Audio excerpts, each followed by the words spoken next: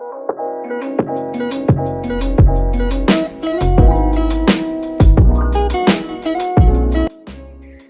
terima kasih atas waktunya yang diberikan kepada kelompok kami. Sebelumnya, Om Swastiastu. Kami di sini akan menjelaskan Kerajaan Bali dari sejarah berdirinya, sumber sejarah, peninggalan dari Kerajaan Bali, dan hubungan Kerajaan Bali dengan Majapahit. Baik, izinkan kami memperkenalkan diri terlebih dahulu. Baik, perkenalkan, nama saya Gede Arladi Sanjaya, nomor absen 3. Perkenalkan, nama saya Gede Prasetya Semaraputra, nomor absen 5. Perkenalkan, nama saya Made Stella Anjani, nomor absen 25. Perkenalkan, nama saya Nimade Oktari Mastini, nomor absen 27. Dan saya Pandey Putus Sandi Aperlianti, nomor absen 28.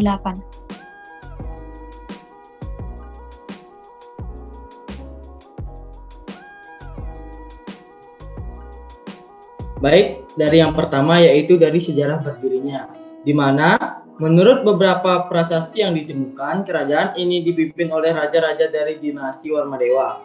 Raja yang paling tersohor di kerajaan Bali adalah Darmodayana Warmadewa yang memerintah sejak tahun 989.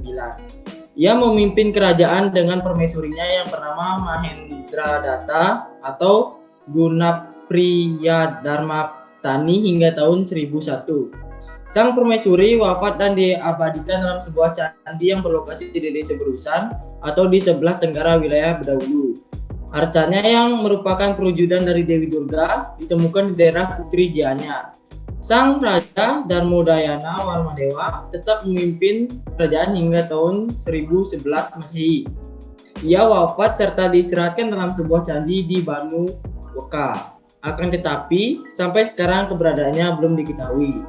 Pernikahan Darmodayana dan Mahendradatta melahirkan putra bernama Airlangga yang kemudian hari menikah dengan seorang putri Dharmawangsa dan menjadi raja di Pulau Jawa.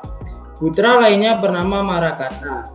Pasca wafatnya sang ayah, tahta kerajaan diwariskan kepada seorang pangeran bernama Marakata yang bergelar Darmodayana Wangsawardhana Marakata Panjakastana Utunggadewa pada tahun 1011 sampai 1022. Kepemimpinannya sangat dihormati dan dicintai karena perhatiannya yang sangat besar kepada rakyat, karena kemuliaannya. Bahkan ia dianggap sebagai penjelmaan dari kebenaran hukum. Ia juga membangun sebuah tempat pertapaan atau persada di Gunung Kawi yang lokasinya berdekatan dengan Istana Tampak Siring. Bangunan tersebut memiliki ciri khas yang unik berupa pahatan menyerupai candi. Pada bagian dasarnya terdapat gua pertapaan. Hingga saat ini bangunan pertapaan tersebut masih terawat dan dilestarikan dengan baik dan juga menjadi salah satu objek wisata yang kerap dikunjungi oleh para wisatawan di Bali. Sepeninggalan Marakata, tahta kerajaan diwariskan kepada putranya yang bernama Anak Wungsu mulai tahun 1049 hingga 1077. Anak Wungsu meninggalkan 28 buah prasasti dan merupakan prasasti terbanyak dibanding raja-raja yang sempat memimpin sebelumnya. Anak Wungsu sendiri tidak memiliki keturunan. Ia wafat dan kemudian didharmakan di daerah Gunung Kawi pada tahun 1430. Kerajaan Bali dipimpin oleh Raja dalam Bedahulu sebelum kemudian dikuasai Gajah Mada dari Majapahit. Dilanjutkan dari sumber sejarah. Sumber yang cukup penting tentang Kerajaan Bali adalah prasasti yang berangka 881 Masehi. Bahasa yang dipakai adalah bahasa Bali kuno. Ada juga prasasti yang tertulis dalam bahasa Sanskerta. Pada abad ke-11, sudah ada berita dari Tiongkok yang menjelaskan tentang tanah Poli Bali. Berita Tiongkok itu menyebutkan bahwa adat istiadat penduduk di tanah Poli hampir sama dengan masyarakat Holing Kalingga. Penduduknya menulis di atas daun lontar. Bila orang meninggal, mulutnya dimasukkan emas kemudian dibakar. Adat semacam ini masih berlangsung di Bali. Adat itu dinamakan ngaben. Salah satu keluarga terkenal yang memerintah Bali adalah Wangsa Warmadewa. Hal itu dapat diketahui dari prasasti Belanjong berangka 914 ditemukan di Desa Belanjong, dekat Sanur, Denpasar, Bali. Tulisannya bertulis Sanagari, India, dan sebagian berbahasa Sanskerta. diberitakan bahwa raja yang memerintah adalah Raja Kesari Warmadewa. Pada tahun 915, Raja Kesari Warmadewa digantikan oleh Ugrasena. Peninggalan dari Kerajaan Bali.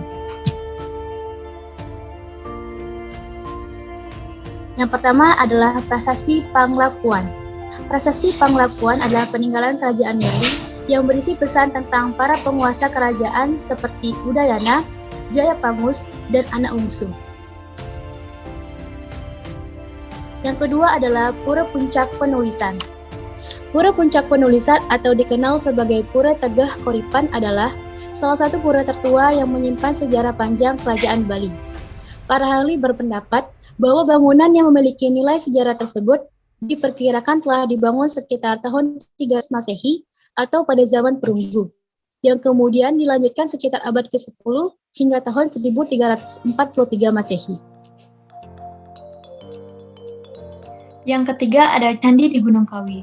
Peninggalan ini berada di Sungai Pakerisan, Kabupaten Gianyar, Desa Tampak Siring, Dusun Penake, Kabupaten Tampak Siring, Provinsi Bali, Indonesia.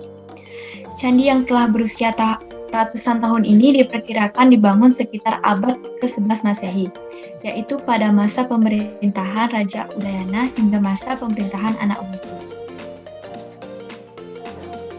Yang keempat ada Candi Wasan. Candi Wasan pernah menjadi tempat spiritual pada masanya dengan bukti ditemukan sejumlah arca. Salah satunya Arca Ganesha. Candi ini berada di daerah Wasan, Batuan, Sukawati, Gianyar.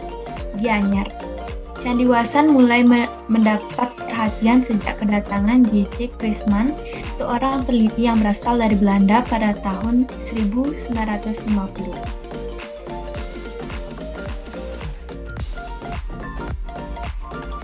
Yang kelima ada Pura Agung Besakeh. Pura Besakeh Bali merupakan kompleks pura yang dikenal dengan nama Pura Agung Besakeh. Pura terbesar yang ada di Bali ini terletak di Desa Besakeh, Kecamatan Rendang, Kabupaten Karangasem, Bali. Pura Agung Besakeh sendiri merupakan salah satu pura yang masih beroperasi hingga saat ini. Yang keenam ada Candi Penagel Dharma. Candi Penagel Dharma berada di wilayah Desa Kubu Tambahan, Kecamatan Kubu Tambahan, Buleleng, Bali. Candi bersejarah ini dibangun pada tahun 915 Masehi. Candi ini seringkali dihubungkan dengan Ugrasena, yaitu anggota keluarga Mataram I, dan juga mengenai kedatangan Maharsi Markandeya di daerah Bali. Yang ketujuh ada Prasasti Blanjong. Prasasti Blanjong merupakan sebuah prasasti yang dikukuhkan pada tahun 913 Masehi pada masa pemerintahan Raja Sri Kesari Warmadewa. Prasasti ini diperkirakan sebagai prasasti tertua yang pernah ditemukan di Bali. Prasasti batu setinggi 177 cm ini pertama kali ditemukan di Banjar Blanjong, Desa Sanur Auh, di daerah Sanur dan Pasar, Bali. Yang kedelapan ada Candi Mangenin. Candi ini berlokasi di Banjar Sarasade, Desa Tampak Siring. Candi ini berdiri di atas lembah Sungai Pakerisan di lereng sebelah timur tebing.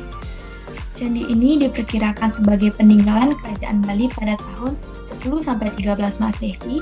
Salah satu arca sakralnya yang masih ada yaitu Lingga Yoni.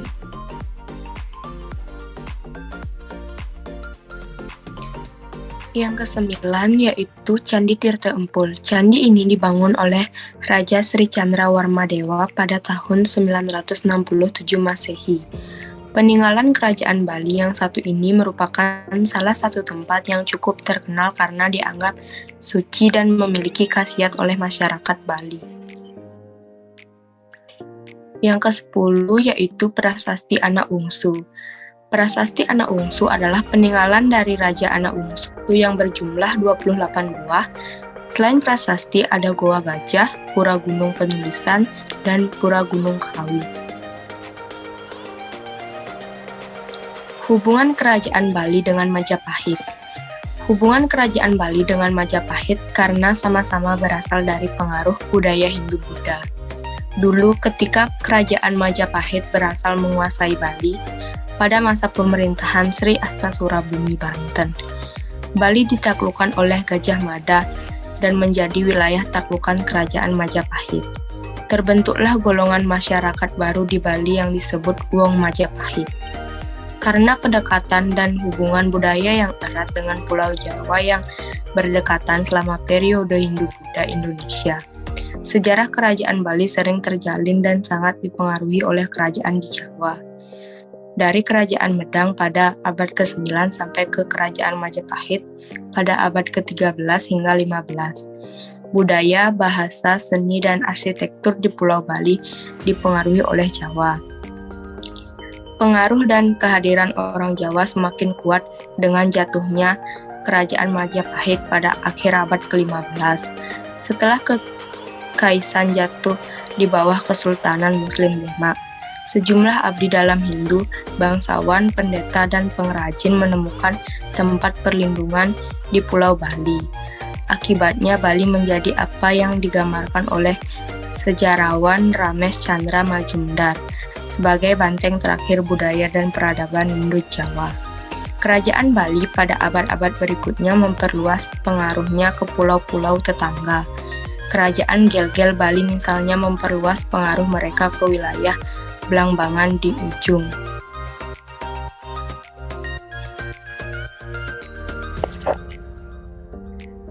Baik, itulah presentasi dari kami tentang Kerajaan Bali. Apabila ada kesalahan kata, kami mohon maaf. Kami akhiri dengan terima kasih dan Parama Santi. Om Santi, Santi, Santi.